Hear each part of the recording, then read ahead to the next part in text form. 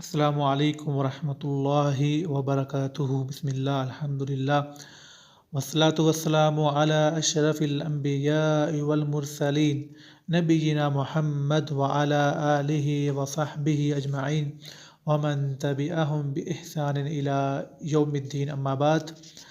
آج ہم نے دین کا تیسرا درجہ اور آخری جو درجہ ہے وہ بیان کرنا ہے، وہ ہے احسان۔ اور احسان کا ایک ہی رکن ہے کہ انسان اللہ تعالیٰ کی عبادت اس طرح کرے کہ گویا کہ وہ اللہ کو دیکھ رہا ہے، یعنی کہ خشوع اور خضوع، یعنی کہ اللہ سے تعلق، اللہ سے جو ہے اس کا لگاؤ اتنا گہرا ہو کہ وہ یہ سمجھے کہ گویا کہ میں اللہ کو دیکھ رہا ہوں۔ یہ کیفیت، یہ مقام، یہ ہے احسان۔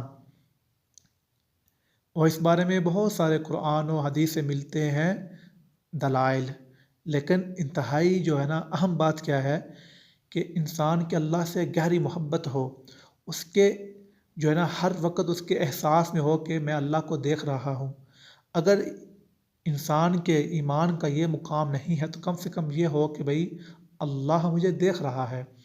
تو جیسے کہ توکل کرنا، اللہ سے مانگنا، اللہ سے مطلب جو ہے اللہ تعالیٰ سے رحمت کی امید، اور یہ احساس، یہ ہے احسان کہ ہمارے دل میں ہر وقت یہ ہو کہ اللہ مجھے دیکھ رہا ہے، اللہ میرے ہر عمل سے باخبر ہے، اور یہ ہے احسان۔ وآخر دعوانا الحمد للہ رب العالمین۔